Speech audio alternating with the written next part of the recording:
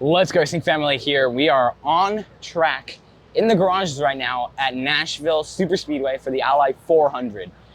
This is a very hot day, so it's going to change up the track conditions a bit, and we are quite excited to see this event take place.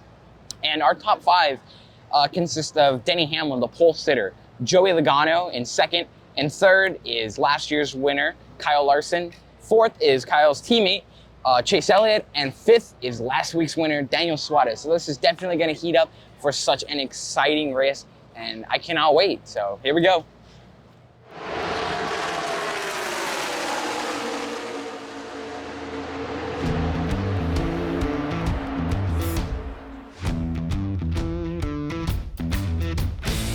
Welcome to the Let's Go Racing Family Podcast, sharing our love for NASCAR, running, and just racing through life.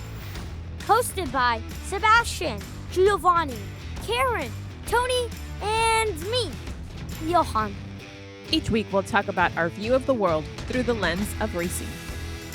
Let's Go Racing family here at Nashville, Tennessee. As you can see behind us, it is Nashville Super Speedway, as promised for our podcast episode. And boy, do we have an experience to talk about, because not only did we have a race here that ended with a race to the finish, but we also had a very interesting race experience surrounding us, because there were rain delays, but also we got to explore parts of the track that were very interesting to see. And this time, Mom got to go with us. Remember, in Charlotte, she wasn't able to. She got to watch it from afar. So, Karen, let's actually start with you. What was your impression of this year's Nashville Super Speedway experience for our family? We, of course, came last year, right, Johann? And who won that race? Kyle Larson. Yes, sir. And so that was our first time experience when they had returned NASCAR to Nashville. What's the hashtag, by the way? What do they call it? Hashtag NASCAR. NASCAR. So we came back for NASCAR year 2. And this time we got some really cool access. So, Mom, why don't you tell us about that? The access was actually very cool. I think one of the neat things about this track, we've had access to Daytona, and you guys had access to Charlotte. And I'm thinking that Charlotte was a lot bigger, right, than here, because it's a bigger track. But it was a smaller infield area. It was really cool. It was very, people say that small things are cozy. It felt cozy. It wasn't so spread out. We were able to see Victory Lane and see the garages and the haulers, and they were pretty much in the same general area. We walked up and down the pits, and it was just really cool. And we actually saw drivers. I think this is the first time where we've seen drivers that up close and personal. Even just going in their golf carts to wherever they needed to go, they literally passed by us. And I think it's because of that. It was a lot smaller. So for those of us who had the access to be back there, it was like we were living amongst them. They're going about their day and doing what they need to do to get ready for the race. And they would just pass us just like any other person. In fact, we actually have a really cool part of this episode. We're going to kind of cut into some of the video that we recorded and some of the experience. So since we're talking about going through the infield and pit road, I wanted to actually show a couple of different things that we got to do up and down pit road in the garage area. And actually, one of the first videos you're about to see, Johann, you actually got to say hi to a friend of yours, right? Who was that? Corey LaJoy. Yes, sir. And you guys got a little bit of fist bump. And on his way, he was, I think, walking towards the stage.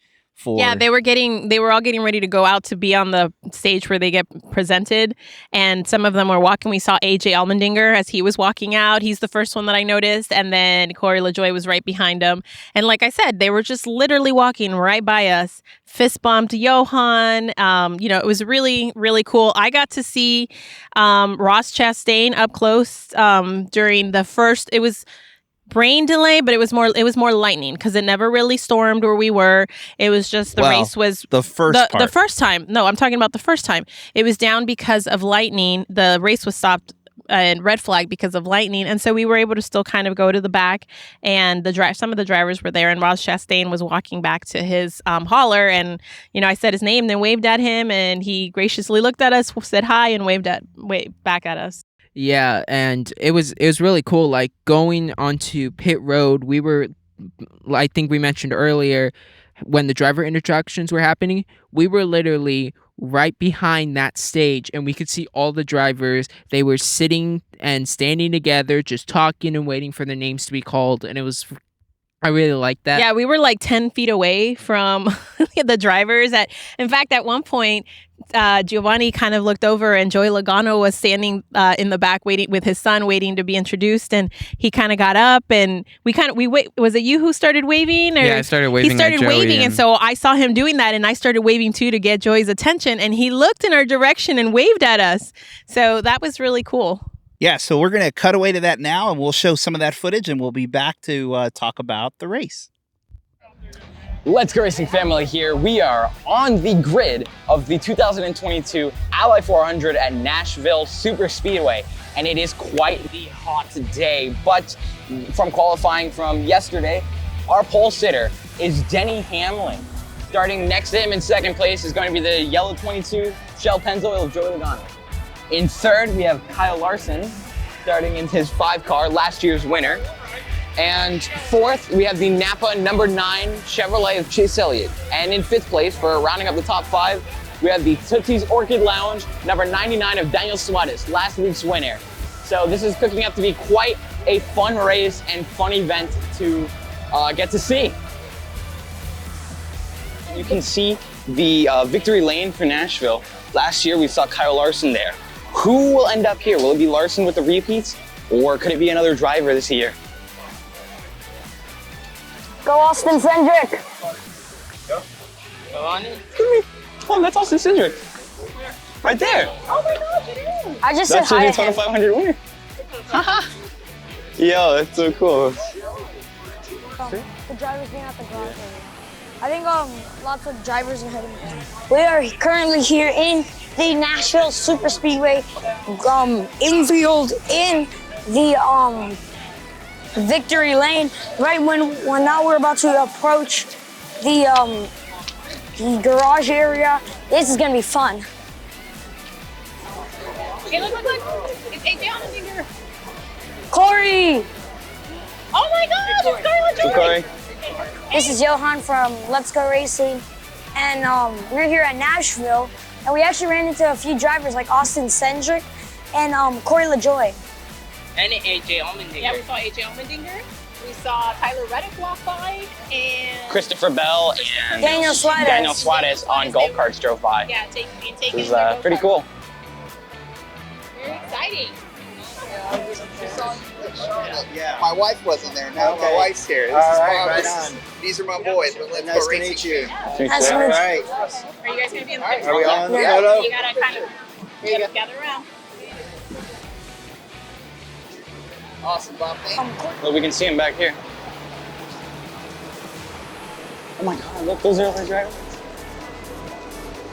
Guys. This is so cool. Oh my God.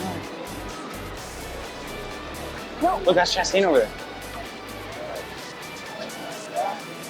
So walking down the red carpet and Chase gets to go. Chase, it's kind of cool. Red carpet over at the car, right? Suarez, there's Suarez.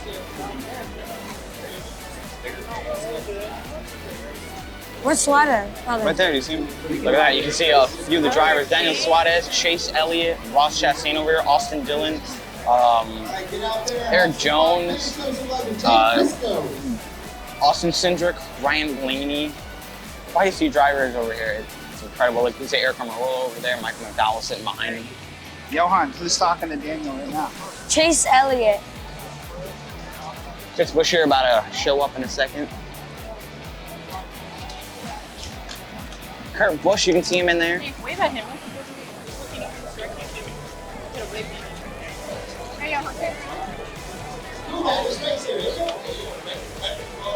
There he is.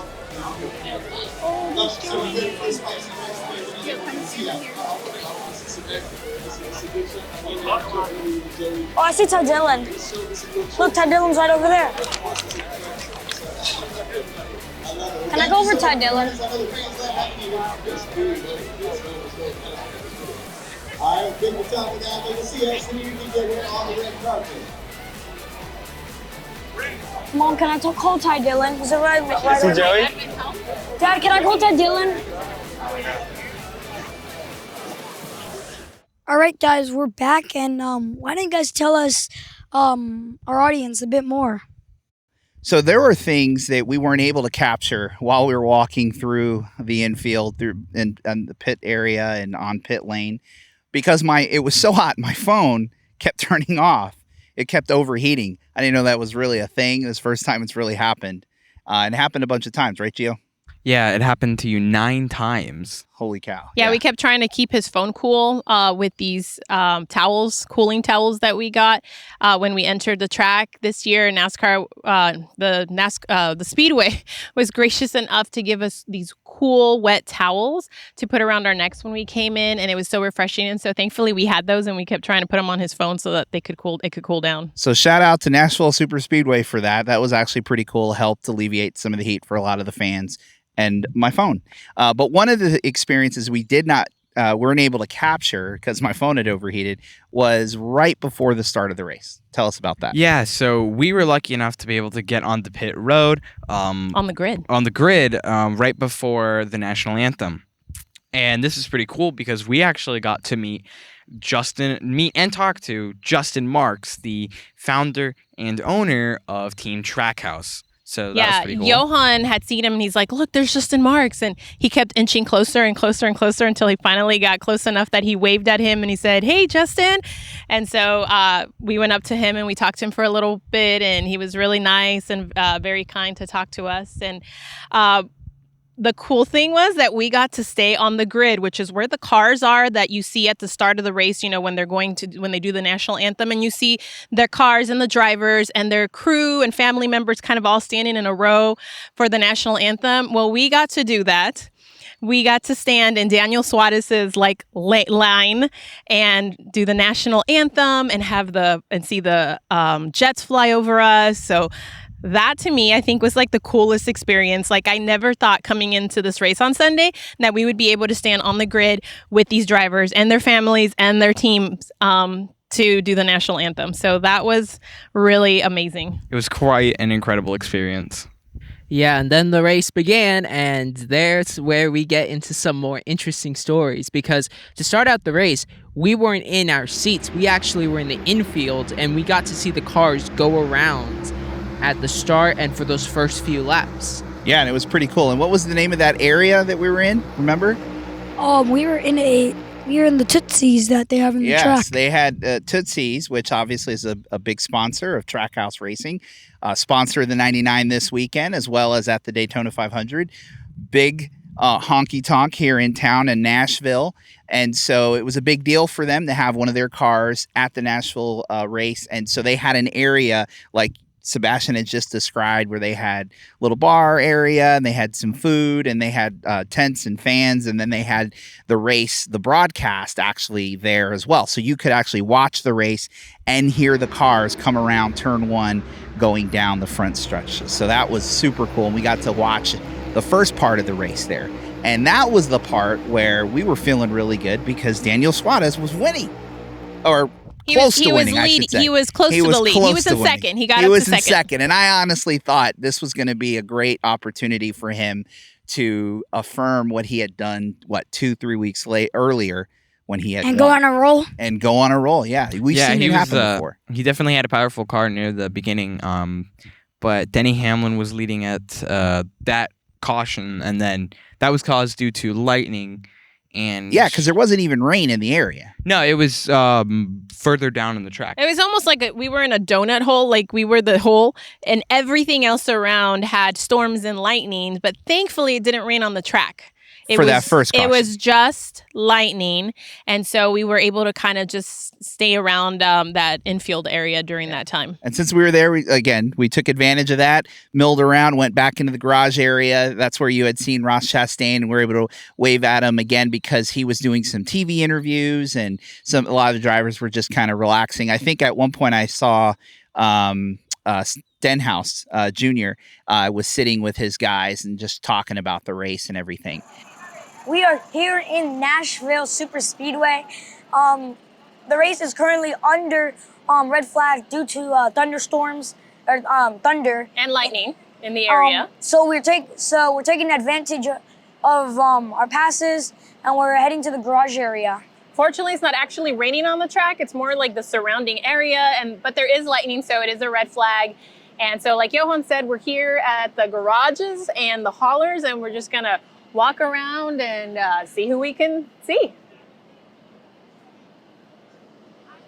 Crash test scenes right behind you guys. Yeah, and Eric Armero literally just walked right by. So after that delay, then we decided, all right, well, let's make our way to our seats in the grandstands. Yes, because the race was starting back again. They had called the drivers back out, and the race was starting. So we were like, let's go to our seats. And actually, this is a really cool part. I'm going to show this video in a second where we were walking down pit road and they gave the command to refire the vehicles. And so we were literally right behind pit road and you could hear them start the car. So you're going to see that right now.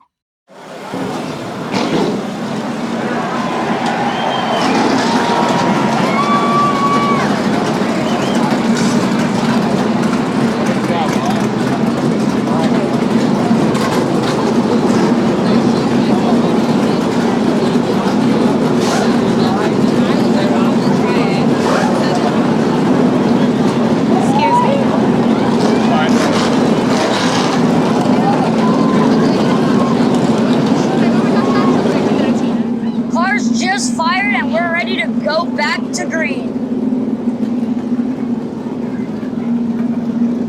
So after that, then we went to the Tootsie's area because that was also where the trams were. And then we took our tram back to the front side of the track to get into the grandstands. Yeah, and we actually, this road that's where we walked and then got back into the track, and we got to sit down in our seats and we started enjoying the race. And then less than 30 laps later, what happened? 27 laps into the race, in our seats, rain and thunder and lightning just come, and it started to pour. Yeah, it was serious. They brought out rain. the caution and basically told everyone you need to get out of your seat, out of the grandstands, and you need to go back to your car. We could see from the I don't know what direction this is, but behind the track, you could see a wall of rain coming, and you could see the lightning in the wall. And so we made our way down to the stands, and I said, we can't actually head back to our cars because we are going to get pummeled with rain. So we stayed right behind this, where you see this Ally 400, that we pretty much were back there during the rain. Stood under it for a good hour and a half, right? Well, we didn't stay there the full 90 minutes, but basically every fan that was in the grandstands was congregating in that area, and they kept asking people, you need to go to your car because of lightning and the rain and whatnot. So once the rain started to lighten up a little bit, that's when we decided, let's go to our car. We went to the car, and of course, we're in it here. We weren't going home. We were going to watch the race if they were going to run it. So we just chilled in our car. There were a lot of fans that did the same thing. There were some that just decided that was it. They were gone.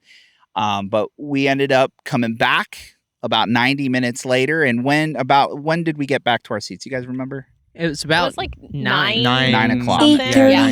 Yeah. So just it was after 9. And this is 9 Central, which is 10 o'clock on the East Coast. And so we kind of made our way back. Mind you, the race went green at around 4 o'clock. And so Central. So it was a good 5 hours later, and they weren't even halfway. I think they were, 15? 10 They were 10 laps short away from of halfway. Yeah, so it was like, we're going to watch this, right? And so the one thing, though, what happened with the track? Because of all that rain, what they kept saying about it on the radio when we were listening, and then when we started again? They kept saying that the rubber that had been built up was basically gone because of the rain. So it was like a green track again. And so cars were going to be acting different, and it was going to be a different kind of race. Because up into that point, who was leading? Joe Gibbs. Yeah, Joe Gibbs the entire race. The Joe Gibbs parade, right? We thought, okay. It was the Joe Gibbs 400. It was practically up into that point. Oh, Then, I was certain one of the Joe Gibbs cars was going to yes, take you were, the green flag you were at the quite end. dejected. You were like, So But then what ended up happening?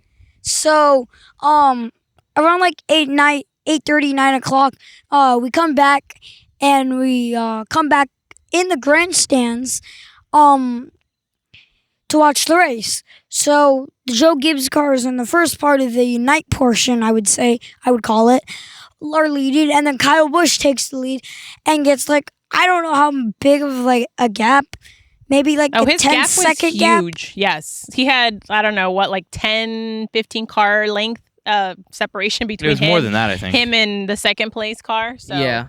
There was a battle for second between Truex, Harvick, and Chastain.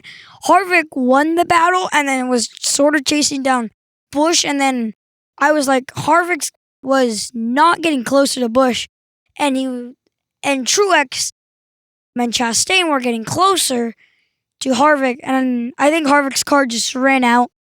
So, and then actually Chase Elliott joined Truex, and they ended up chasing down Kyle Busch. Yeah, because again, you had the Gibbs drivers up there, and then all of a sudden, I kept hearing on the radio, the fastest car on the track was Chase Elliott, and he was roping those cars in.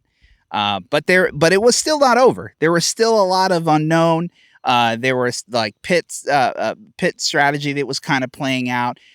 There were some cautions that played out in addition to the stages, right? There were some big time cautions.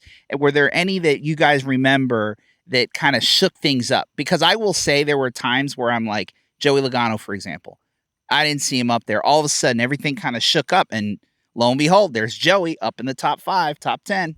I think that final caution when it was like 10 to go, and then the caution comes out, and it's like, oh snap! Anything like. And who was leading at that point? It was Chase It Elliott. was Chase. And what I find so interesting is that this was the opportunity for teams to get a chance at winning, but drivers like Kyle Busch, they decided to pit because they thought if they got fresher tires, they would be able to zoom by and win this race. Yeah, honestly, when the caution came out, I was super scared because a few years ago, there was a race like this. Chase Elliott was leading. Caution comes out. He goes in. Everybody stays out. And he ended up losing the race, unfortunately. And that's the thing. Like, if it comes down for, like, the money stop with, like, a few laps to go, what you do, everybody doesn't do. Exactly. So with the restart, Kyle Busch got boxed in by a bunch of drivers because these restarts were pretty wild, like 4 or 5 wide, and he got stuck and fell back. Chase Elliott drove away from Kurt Busch. Chase Elliott was able to win, which I'm very happy about. Yes, you were, and I actually got to capture that moment, which I'm going to show right now.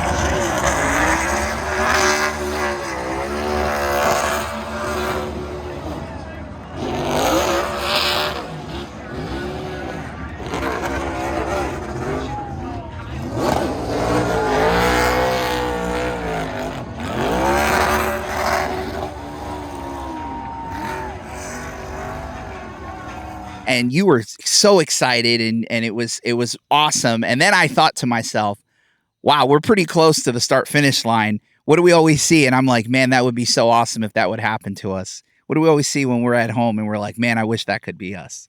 The driver always gives the flag to a fan. So we were rushing. Johann and I were rushing from our seats all the way down. We got all the way down. And Ken, you're wearing your Chase Elliott jacket, hat, shirt, everything. And so, but by the time we got down there, the security, they weren't letting anybody closer to the fence. And so Chase didn't really give the flag to anybody.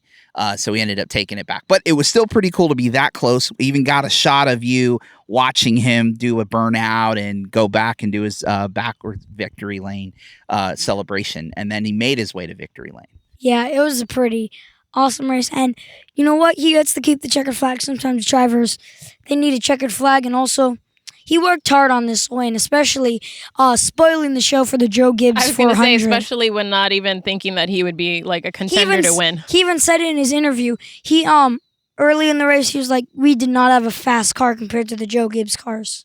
But when that rain came, changed the track, they did some things. And all of a sudden, that car came alive. So there's a couple things I want to I mentioned about this race was with the new Next gen car. I keep saying Gen X cars. No, the next gen cars, not new gen. Next gen. Johann, why don't you say it for Mom? It's the next gen cars. With the next gen cars, I actually thought that there would be more passing than there was. And I know that compared to last year, there were parts where we could see some of the cars, like the restarts, the cars were actually moving. And like you said, there was 3-4 wide going. But still, despite the car difference, the lead car would take off. And they had the clean air and they would just take off, and it was very hard to catch them and pass them. So, after the actual rain delay, I think the race got a lot more interesting. There were a lot more, scenarios where they played, pit strategies, and there were cars that were able to get some strength and move up, like Chase Elliott. And even I was kind of like impressed with Kevin Harvick. He was up there, and he drove himself up. But, I just thought there was going to be a bit more action, more passing than there actually was. And then the second thing that I want to mention is that right at the last couple laps, Brad Keselowski spun out and he got down on the apron, and I am so glad that NASCAR did not throw out a caution and let the race go green. And he got on the apron and he kind of, wobbled his way back to the pits. And I was just very thankful for that they were able to let the guys race. I mean, Brad was down far enough that he wasn't going to be in danger and he wasn't going to cause danger to anybody else on the track. And they let the guys race. So I am very happy about that. Good job, NASCAR. Yeah. So, Sebastian, were you going to say something? I was gonna say this, everything with the race, the rain delays, and us just being able to explore this track. It was definitely a unique and great experience. Yeah. So one thing I do want to say, as you guys have seen, we actually had two different setups for today's podcast. We actually have to thank the Nashville Super Speedway as well as the security here because we did not realize this compound is pretty secure. They had all the areas that we drove in, they had blocked or gated today. This is actually a couple days later because we spent the week in Nashville. And so we didn't expect that. And security was kind enough to check for us, and they are allowing us to actually record. To be on the grounds. On grounds, like we had promised to do this week's episode. So again, I want to say thank you to Nashville Super Speedway as well as security here for allowing us to do it. And in all honesty, they did a great job with this experience and this race weekend. I know there were 3 other races. We were actually still in Florida when those first 2 races had happened. We flew in Saturday earlier in the morning. And then again, thank you, NASCAR, for the great access to the garage and to the pit road area, and being able to see all of these drivers just kind of chilling and hanging out behind the stage before they were announced, I think was one of the coolest moments for me personally. So, we also saw Darrell Waltrip himself. Oh, yes. 10 feet away from us. So that was pretty cool. Was I kind of wanted to shout out and say, you're the inspiration behind our Let's Go Racing. Yeah, Let's Go Racing family, name. right? So, yeah. That was super cool. Any other favorite moments from the weekend before we wrap up this episode? Chase Elliott winning for sure. Of course. Chase Elliott. What did Chase Elliott get to take home with him? A guitar. A guitar, yes. I'm hoping it was. I know it was a Gibson guitar before. Was it a Gibson? It's a Gibson. It was a Gibson Special guitar. limited Always edition? has been. Yeah. And so I will say the one thing one of the reasons why I was rooting for your guy to win Wanted to see if they were going to taunt Kyle a bit. Was Kyle going to do again what he did the last time he won in Nashville and he was gifted a guitar? Was it Nashville or was it a different? It was Nashville. It was Nashville. But it wasn't Cup, obviously. It was Xfinity, yeah. It was Xfinity. And what Or did the he do, Nationwide. Sebastian? He grabbed the guitar and then he smashed it on the ground. And this isn't just any guitar. You can't just go buy. This is like a limited special edition guitar that they create specifically for the winner. And what did Kyle do? He came in, he smashed it. In so his I was defense, curious, in was his he going to do it defense, again? this is the Music City, and the rock stars do tend to do the thing where they smash it. So, I mean, he didn't know completely, and to be fair, no one communicated with him prior to it. I'm sure, but still. Maybe, yeah. And if you look at the image, everybody's smiling in it. Well, yeah, because they're shocked. Except for Gibson. He's just like, Yeah. Well, that's the kind of situation that tells you about Kyle Busch. He would make a good movie. I think that's a segue. Speaking of Kyle Busch and a movie, why don't you tell us about that? So later today, we are going to be checking out the NASCAR documentary film Rowdy, which will tell the story of Kyle Busch and will feature interviews of many NASCAR drivers. Dale Earnhardt Jr. is one of the interviewers. Rick Hendricks, I think, a part of it. And we'll go over Kyle Busch's career, his time with Hendrick, Joe Gibbs, his injury in the 2015 Daytona race that led him to a path of recovery that gave him the chance to win the championship. So we're going to be seeing that. And after we see that, we're going to try and do an immediate reaction video. And you'll see that in a second because I'm going to attach it to this episode and we may actually upload it separate so we can talk about what we're about to see, which is Rowdy. One of the reasons why we're going to do it today, I've never really remember something like this, and I'm sure they do it all the time, but for this particular movie documentary, they said it's a one-time, one-day thing only. So I'm sure it'll be available in streaming services, but, hey, we were in town for the race. We're just coming off of that. Literally was just steps away from Kyle Busch earlier in the week when we saw him on Sunday walking down pit lane. And so now we're going to go see his movie, and then we'll tell you about it as we learn a little bit more about Sebastian's favorite driver, Rowdy. Let's Go Racing family here, and we just got out of watching the NASCAR documentary Rowdy, all about my favorite NASCAR driver, Kyle Busch. And what made this experience a little very cool and unique is that it was only one day of showing. Part of the whole Fathom events, which for you guys, if you've seen before the movies, they promote like anniversaries, concerts, and celebrations that like one-time films. Yeah, one that time are shown. And so Rowdy was the one for today, along with The Fifth Element.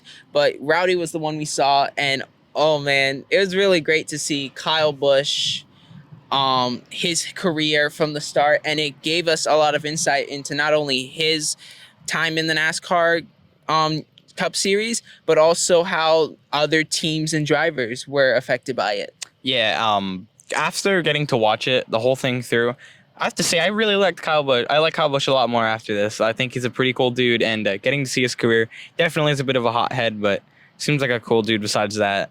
There were actually lots of things that I didn't know about Kyle Busch, especially like at the beginning of his career. Like I didn't know that I don't remember that he started racing when he was 16, but then wasn't allowed to race anymore because of the sponsorship of Marlboro. Yeah, he was underage and couldn't be driving. I forgot about that. I did not know that. I know he was a really young driver. I know when he went to the Cup, he was 16. But even 18. But even all of those like older stories from like 2004, and I don't remember that. And so it was interesting to see that new story and that new side of Kyle Busch. So I might have forgotten about how young he was and the whole idea of the Kyle Busch rule, but I do remember his first win. Like I was telling you guys, like I remember watching him win his first race, and you can remind our audience, I wasn't the biggest Kyle Busch fan. I like this documentary, wasn't a fan of his brother, and then when he came in to the sport, I wasn't a fan of him, and yet that was your guy. Years later, when you started watching NASCAR, but I remember him winning that first win, and there were other drivers I wanted to see win their first one, and he got it, and then I'm like, this guy is going to be really good, and he was, and he is. He's great, and so. It was also kind of cool for me personally as a dad, watching the story of a dad and sons and how they compete against each other. I won't lie, I got a little teared up because it reminds me of my own sons, all three of them, and the bond that they have. And I actually really do enjoy that about the Busch brothers, is that they kept it real in this documentary. And they have had problems, but they also love each other and support each other. And at the end of the day, that's what you want to see as a dad, your sons having that bond. So that was kind of awesome for me to watch. Yeah, you get to see a bit more real side to him and all the drivers. But this wasn't a like all feel good documentary. Like there was pure honesty, like between Dale Jr. and Marty Smith. Yeah. Like they told it how it is and Yep. how it, how Kyle Busch really, And really can be. Dale, and that's why everybody loves Dale, because he tells it how it is. Yeah, the scenes that I think got a lot of laughs out of me were the Dale Earnhardt Jr. rivalry, like what happened at Richmond, and then Kyle Busch versus Kevin Harvick at Darlington. Oh, and interestingly enough, I remember that one when Kevin Harvick wanted to fight him and he got out of the car to go fight him and Kyle Busch pushed his car. I was like, I remember that vividly. I remember watching that. I hadn't seen that before, or at least seen it once, and I didn't remember it. That was kind of funny to see. He just dumps his car and runs and takes off. I remember when that happened. I remember how everybody was upset. Oh, Kevin Harvick could have gotten hurt and all this, and it's true. But he also got out of his car. I was actually on Kyle Busch's side in that instant. Honestly, Johann, what did you think? honestly, this movie was super good. There were many moments that I was like, hey, I remember that. And out of a 10-star, I give this movie a 20. Wow. So clearly Johann liked it. That's Coming from from a somebody who Hendrick wasn't fan. all about coming to No. see it because he wanted to be with his friends tonight. Yeah. So, but you enjoyed the movie. Yeah. And what was your favorite part of, was it the history of the sport and seeing how Kyle Busch has made history throughout? And it's a good reminder. It bookended the movie. He is the winningest driver in NASCAR history. Bar none, Period. he's the winningest. And my favorite quote was at the end when he basically said that his story isn't done yet because he's not done yet. Yeah. And so it is awesome to watch something mid-career for him. So what did you think was your favorite part of that documentary? I think it was the his 2015 comeback. It's always is so cool to say that Kyle Busch made this amazing comeback after he broke his leg, unfortunately, in Daytona in the Xfinity Series race, and then coming back, getting into top 30 in points with his wins, winning the championship. That was the best part of the documentary. That was pretty cool.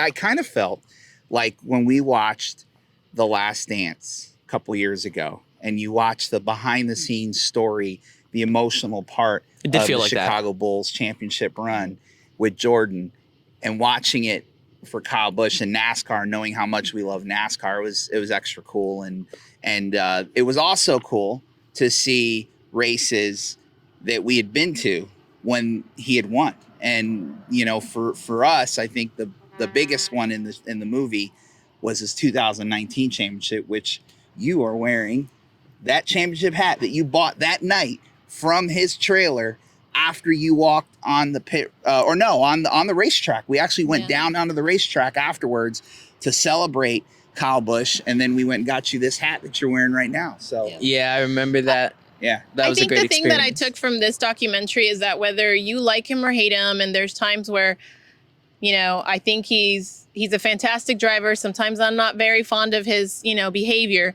but I have to say that I kind of admire the fact that he doesn't care what anybody thinks about him. He's just going to go out there and he wants to win all the time. And he is so determined. Like nothing is going to stop him from winning, not even his broken leg. Yeah. And he's just, he just wants to win. He's very determined and he doesn't care what people think. And he loves his son. He loves his now daughter.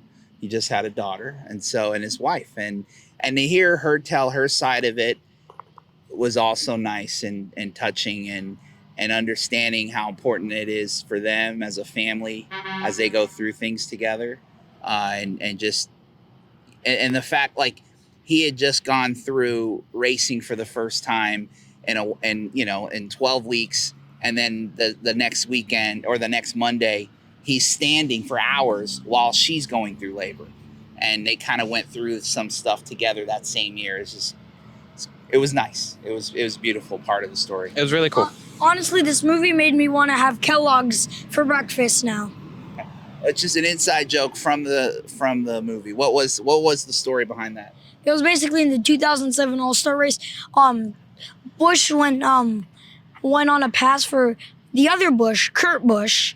And Kurt Busch cut the air out of Kyle Busch, and that made Kyle spin into Kurt and taking both of their cars out.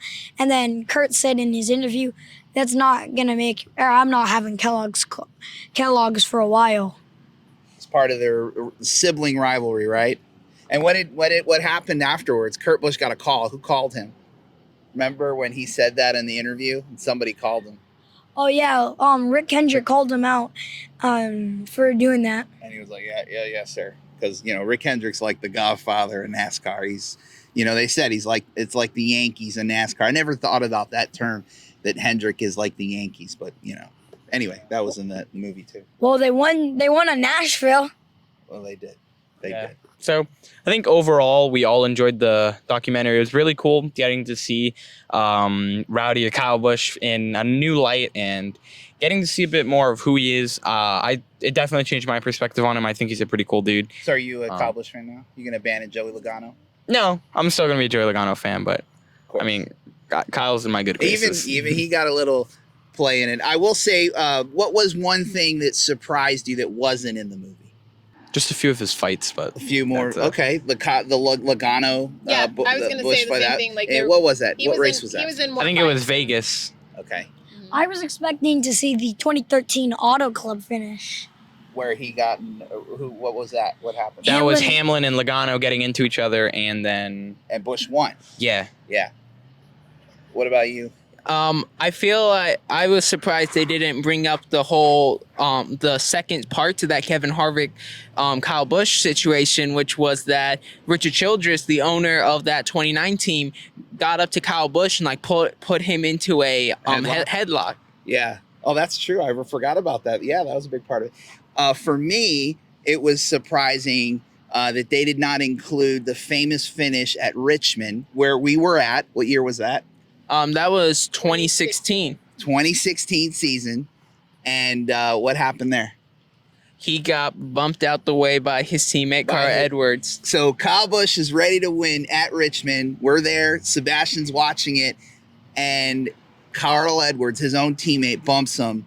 And he ends up losing the race. And that was Carl Edwards' last season, which we didn't know about that time. You don't want to make this movie negative. No, well, but it's about the truth and about the reality of Kyle Busch. It was a big part of his story. So, well, apparently there's a lot more to Kyle's story because this movie was about an hour and 45, 50 minutes. Yeah. And we still did. I mean, they didn't add a lot of stuff. Some of the newer things from the last, few years didn't make it into the documentary.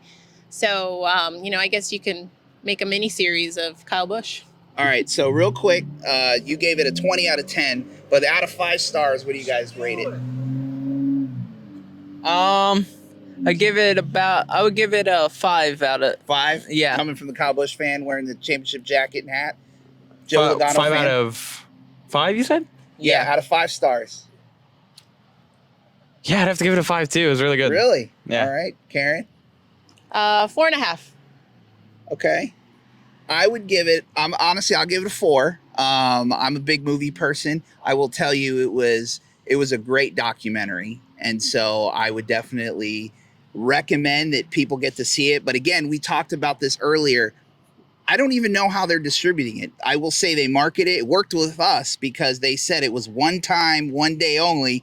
We're like, well, we better go to the theater. I mean, we're the Let's Go Racing family. We have to go see it. But I'm sure it'll be on some kind of streaming service. We just don't know. So we'll have to figure that out. But if it is out there in streaming, I would highly, highly recommend if you're into motorsport racing or even sports in general. It's a great sports story. So I would highly, highly recommend it. So, all right, who's taking us out from here? Oh, Johann. Well, he gave it a 20 out of 10. Oh, so what would you give it out of 5? 20. A 20 out of 5. Okay. All right, even better. So you definitely liked it. All right. Seabass, why don't you take us out? And this is the Let's Go Racing family on location at the Regal Opry Mills 20 Theater and our review of Rowdy. All right, guys, from the Music City, Nashville, will we be back next year? Maybe, I think so. Our friends still live here, so we want to also thank them. They've been putting up with us and putting us up and hanging out. That's been really cool. That's part of why we're doing this later in the week. We have some really great friends of ours that we hang out all the time. We travel a bunch of time together a lot. And so this is our chance to come and see their city that they love so much. And we were actually on the lake today, and we were going to probably hit the lake again on Friday, I think we were talking about. So this has been a really cool experience and vacation. So we want to thank our friends, and and we're excited to bring this episode to you on location from Nashville. And with that, Giovanni, take us out. That's going to wrap up this week's episode. Thank you so much for listening on in. Consider subscribing, following all of our socials, and listening to more of our podcasts. Let's Go Racing Family, out.